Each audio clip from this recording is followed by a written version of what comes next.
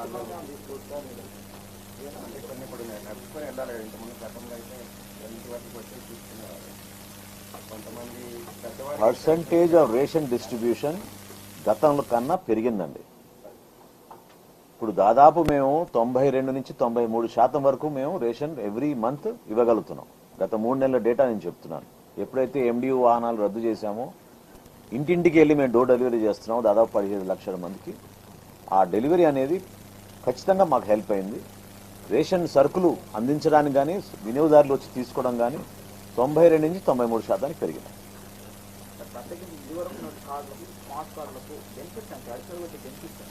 ఒకటేంటంటే మీకు ATM card size ఉంటుందండి ఇది. రెండోది గతంలో మీకు మీ కార్డ్ నంబర్ కూడా కనపడేది కాదు. క్లియర్గా మీరు ఎక్కడున్నా దూరం నుంచి చూసినా మీ కార్డ్ నంబర్ కనపడుతుంది. మహానుభావుల ఫోటోలు లేవు, వాళ్ళ రంగులు లేవు. ఓకేనా, క్లియర్గా స్పష్టంగా ప్రభుత్వ చిహ్నాలు ఉన్నాయి. దాని తోడు క్యూఆర్ కోడ్ ఉంటుంది సెక్యూరిటీ కోసం. మీరు కూడా చెక్ చేసుకోవచ్చు. నేను మీకు అవకాశం ఇస్తున్నా, మీరు ఈ బాక్స్ తీసి మీరు ఈ క్యూఆర్ కోడ్ మీరు స్కాన్ చేస్తే ఇది ఎక్కడిది, ఈ బాక్స్ ఎక్కడికి వెళ్లాల్సింది, అదేవిధంగా ఈ కార్డు ద్వారా కూడా మీరు చెక్ చేసుకోవచ్చు. సో ఎప్పుడైతే వినియోగదారులు ఉపయోగించుకుంటారో వాళ్ళ కుటుంబ సభ్యుల వివరాలతో సహా నమోదు చేశాం. అది తప్పకుండా మనకి రేషన్ డెలివరీలో సర్వీసెస్ మరింత ఇంప్రూవ్ అవుతాయి. ఇది ఒక ఐడి కార్డుగా మారిపోయింది కాబట్టి రైస్ కార్డు అందరికీ కూడా ఉపయోగపడే విధంగా ఈ ఏటీఎం కార్డ్ సైజులో మనం తీసుకొచ్చాం ఈరోజు. అంటే మేము ఐరిస్ రికగ్నైజ్ చేస్తున్నాం, బయోమెట్రిక్ రికగ్నైజ్ చేస్తున్నాం, ఆధార్ రికగ్నైజ్ చేస్తున్నాం. సో నాలుగు డిఫరెంట్ ఆపర్చునిటీస్ ఇస్తున్నాం మన రికగ్నిషన్లో. అక్కడెక్కడ పొరపాటు లేదు.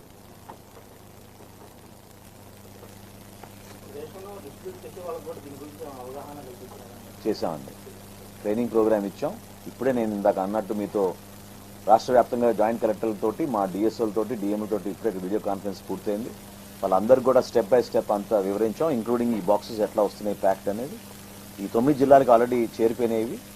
తహసీల్దారులు వాటిని ఓపెన్ చేసుకుని ఆ సంబంధించిన ఫేర్ ప్రైస్ షాపులకు పంపిస్తారు.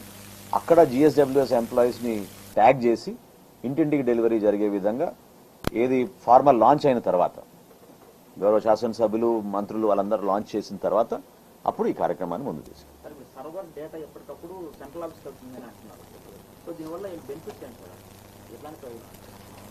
అంటే జిఎస్డబ్ల్యూఎస్ ఎంప్లాయీ నమోదు చేసుకునే data, fair price shop dealer నమోదు చేసుకునే డేటా రెండు కూడా ఇంటిగ్రేట్ అయ్యి డేటా ఒకే చోటకు వస్తుంది. సో ఆ డాష్ బోర్డులో ఎప్పటికప్పుడు చాలా ట్రాన్స్పరెంట్గా పారదర్శకంగా మనకి ఏ రేషన్ షాప్లో ఎంతవరకు సరుకు ఉపయోగించారు, ఎంతమందికి ఇచ్చారు, ఈ క్యూఆర్ కోడ్ స్కాన్ చేస్తేనే వస్తుంది. కాబట్టి ఆ వివరాలు కూడా చాలా క్లియర్గా మాకు ఉంటుంది. పిల్ఫరేజ్ తగ్గించడానికి చక్కటి అవకాశం. ఇప్పుడు నేను ఇందాక సోదరుడు అడిగినట్టు ఎంతమంది తీసుకుంటున్నారంటే 92 నుంచి 93. సో కనీసం 7-8% కార్డులు మాకు తిరిగి రావాలి కదా. ఆ విధంగా ఎప్పటికప్పుడు చెక్ చేసుకోవడానికి కూడా మాకు ఒక అవకాశం ఉంటుంది.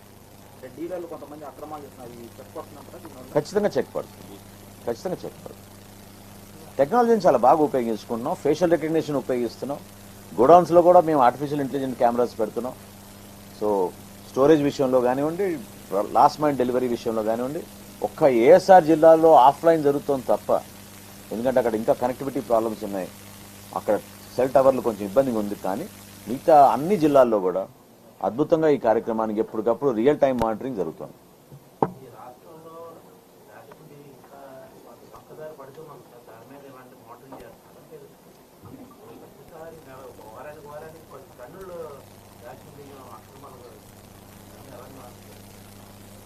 నంబర్ ఆఫ్ కేసెస్ గణనీయంగా పెరిగినాయి. నంబర్ ఆఫ్ ఇన్స్పెక్షన్స్ కానివ్వండి, ఏవైతే మేము ఫిజికల్గా వెళ్ళి స్టాక్ వెరిఫికేషన్ చేసినప్పుడు, లేకపోతే మాకు వచ్చిన సమాచారం మేరకు మా అధికార యంత్రాంగం ఇన్స్పెక్షన్ చేసి ఎన్ఫోర్స్మెంట్ కోసం ప్రత్యేకంగా ఏర్పాటు చేసిన ఒక విభాగాన్ని క్షేత్రస్థాయిలో మేము ఉపయోగిస్తున్నాం. మీరు అడిగిన ప్రశ్నకి డెఫినెట్గా రాబోయే రోజుల్లో ఈ పీడిఎస్ రైస్ స్మగ్లింగ్ అరికట్టడానికి కోసం అనేక చర్యలు చేపట్టాం. అందులో ఫస్ట్ స్టెప్ మేము తీసుకుంది ఏంటంటే ఈ సెక్యూరిటీ మెజర్. దీంతో పాటు మా కమిషనర్ గారు ఒక మంచి యాప్ డిజైన్ చేశారు. ప్రతి నెల ఇంక్లూడింగ్ జాయింట్ కలెక్టర్ ఇన్స్పెక్షన్స్ చేయాలి. కనీసం 4 ఇన్స్పెక్షన్లు జాయింట్ కలెక్టర్ స్థాయిలో, మా డివిజన్ డిస్ట్రిక్ట్ అధికారులు ఎవరైతే ఉన్నారో డిఎస్ఓ కానివ్వండి, డిఎం కానివ్వండి, వీళ్ళ స్థాయిలో 8 చేయాలి.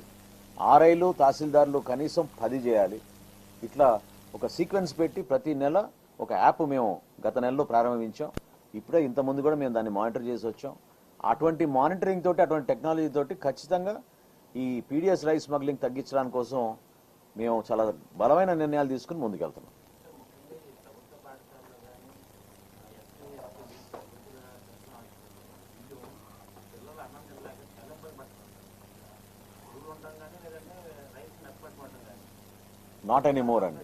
నాట్ ఎనీమోర్ అండి. ఎప్పుడైతే మేము 25 కిలోల బియ్యం ప్యాక్ చేసి ఫైన్ క్వాలిటీ రైస్ ప్రత్యేకంగా రాష్ట్రంలో ఉన్న మన పిల్లలందరికీ కూడా ప్రభుత్వ పాఠశాలలో 41,000 ప్రభుత్వ పాఠశాలలో దాదాపు 4,000 సంక్షేమ హాస్టల్స్లో అద్భుతంగా ఈ పంపిణీ కార్యక్రమం జరుగుతోంది. ఎక్కడ కూడా ఈ రోజు వరకు ఈ 2 నెలల్లో మాకు కంప్లైంట్ రాలేదు. ఇన్ఫెస్టేషన్ ఎక్కడైనా ఉంటే అది పాత సరుకు ఉంది కాబట్టి అక్కడ మిగిలిపోయినది, దాన్ని బట్టి ఇన్ఫెస్టేషన్ వచ్చినప్పుడు ఇమీడియట్ గా కమిషనర్ గారు ఇన్స్ట్రక్షన్స్ ఇచ్చేసారు, డిస్పోజ్ ఆఫ్ చేయమన్నారు పాత స్టాక్ ని. సో ఎక్కడ కూడా ఈ కొత్త బ్యాగ్స్ లో మేము ప్యాక్ చేసిన ఫైన్ క్వాలిటీ రైస్ లో మాత్రం ఇన్ఫెస్టేషన్ ఎక్కడ లేదు.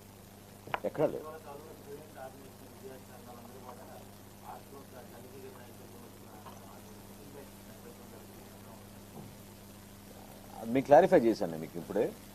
పాత సరుకు కొన్ని చోట్ల ఎందుకంటే వాళ్ళు 3 నెలలు వెకేషన్ లో ఉంటారు కదా, సమ్మర్ వెకేషన్ తర్వాత వచ్చి ప్రారంభించినప్పుడు మిగిలిపోయిన ఆ పాత సరుకు ఇంకా ఉంది, కొంతమంది డిస్పోజ్ ఆఫ్ చేయలేదు. అది డిస్పోజ్ ఆఫ్ చేయమని చాలా క్లియర్ ఇన్స్ట్రక్షన్స్ ఇచ్చారు కమిషనర్ గారు. కొత్త సరుకు ఏదైతే ఇచ్చామో 25 కేజీస్ ప్యాకెట్స్ లో మిడ్ డే మీల్ స్కీమ్స్ కోసం, అదేవిధంగా సంక్షేమ హాస్టల్స్ కోసం వాటిలో మాత్రం ఎక్కడ కూడా లేదు. ఫ్యూమిగేషన్ ఎప్పటికప్పుడు ఒక ఎస్ఓపి తయారు చేసి ప్రతి చోట కూడా ఈ విధంగా మెయింటైన్ చేయాలనే దానిపైన చాలా స్పష్టంగా ఇన్స్ట్రక్షన్స్ ఇచ్చాం. అటువంటివి ఏమైనా ఉంటే మీరు మా దృష్టికి తీసుకొస్తే తప్పకుండా సేమ్ డే మేము ఇన్స్పెక్ట్ చేయించి చర్యలు చేపడతాం.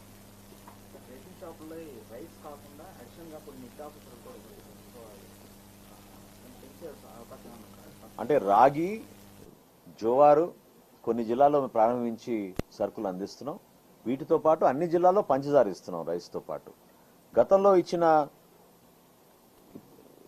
ఈ ఆర్జీ దాల్ కందిపప్పు విషయంలో ఇంటర్వెన్షన్ అవసరం ఉన్నప్పుడే మేము ఆ సరుకు సప్లై చేయాలని నిర్ణయించుకున్నామండి. ఎందుకంటే మార్కెట్ ధరలు సామాన్యుడికి అందుబాటులో లేకుండా విపరీతంగా పెరిగిపోయినప్పుడు తప్పకుండా మేము సబ్సిడీ తీసుకొచ్చి అప్పుడు మేము అందిస్తాం.